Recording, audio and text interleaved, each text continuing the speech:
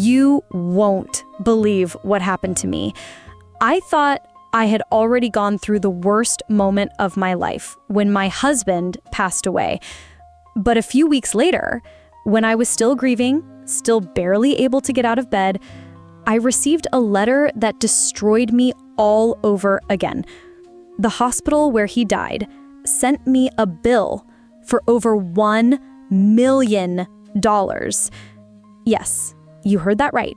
More than $1 million. And somehow, they said it was my responsibility to pay. We lived in Dallas, Texas. We had a modest life. My husband, David, worked as an engineer, and I ran a small shop. We weren't rich, but we were comfortable. We paid our bills, raised our kids, and like so many Americans, we lived with that constant fear in the back of our minds. The fear of getting sick.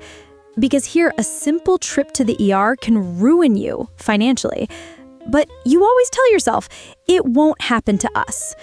Until it does. One evening, David started complaining about chest pains. He brushed it off at first, said it was probably just stress from work, but one night I woke up to the sound of him collapsing on the living room floor. I panicked, dialed 911 with trembling hands. The ambulance arrived quickly, the paramedics rushing in with their equipment, shouting instructions at each other as they tried to keep him alive. I followed them to the hospital, my heart pounding in my chest. I sat in the cold waiting room, the smell of disinfectant everywhere, the harsh fluorescent lights making everything feel even more sterile and hopeless. Hours went by like an eternity. Then finally, a doctor walked toward me. I'll never forget his face. He looked tired, heavy, and when he spoke, my world shattered. He said, "I'm so sorry. We did everything we could. Your husband didn't make it." I broke down right there, in that waiting room. Nothing made sense anymore. The days that followed were a blur. Organizing the funeral, trying to stay strong for the children, accepting condolences. I thought that burying him was the hardest thing I would ever have to do, but I had no idea what was coming next. 2 weeks later, I received a registered letter from the hospital. I opened it, still half numb from grief, and then my blood froze. It was a bill, line after line of charges. Ambulance fees, emergency surgery, ICU, medications, equipment, doctors, scans, machines I couldn't even pronounce. At the bottom, in bold, the total, $1,042,367. And beneath that, a sentence that made me scream.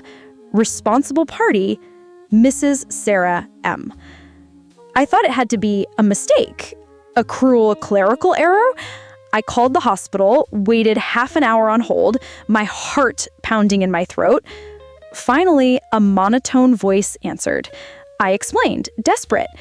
And the woman on the other end said calmly, "Madam, your husband did not have full coverage. According to state law, medical debt transfers to the surviving spouse." I nearly dropped the phone. How could I be held accountable for a debt I never agreed to, never signed, never even knew existed? But to them, it didn't matter. To them, I was just another name on a balance sheet. I called our insurance company. They brushed me off. I consulted a lawyer. He told me I could contest it, but it would take years, cost tens of thousands in legal fees, and I could still lose. I felt trapped, powerless, crushed by a system that didn't care about my grief, my family, or my future. Then the calls started. Debt collectors. Cold, aggressive voices on the phone, letters stamped in red with final notice. They called day and night, threatening lawsuits, threatening to seize my assets. One of them said bluntly, "If you don't pay, we will take your house." I couldn't sleep. I couldn't eat. Every time I closed my eyes, I saw that number, $1 million. I started having panic attacks. I saw a psychologist because I was falling apart. Ironically, even therapy was another bill I couldn't afford. Eventually, I found an association that helps victims of medical debt. They listened to my story, and for the first time, I didn't feel so alone. They connected me with an attorney who specialized in these cases. And that's when I learned the most shocking part. The hospital had inflated the bill. They had charged me for treatments David never received, for procedures that never happened. It wasn't just bureaucracy, it was fraud. We fought. We went to court.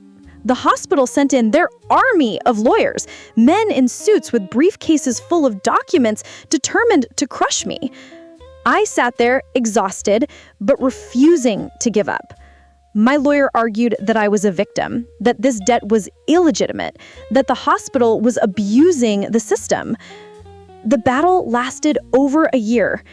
In the end, we managed to reduce the debt significantly, but I still had to pay a huge amount.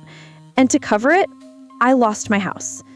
One day, I stood in the driveway as movers carried out the last of my belongings.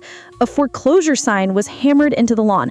I watched everything I had built disappear, piece by piece. Now, I live in a small rental apartment. Every time I walk past that old house, my chest tightens. It stands there, quiet, unchanged, as if mocking me. For others, it's just a building. For me, it's the symbol of everything I lost. But if there's one lesson I've taken from this nightmare, it's this. Never underestimate how broken the system is. In America, health is not a right. It's a business that can destroy your life in the blink of an eye. I tell you my story not for pity, but as a warning. Because if it happened to me, it could happen to you, to your family, to your loved ones. And I want to ask you, what would you do tomorrow after losing someone you love? A hospital demanded you pay $1 million for the privilege of watching them die?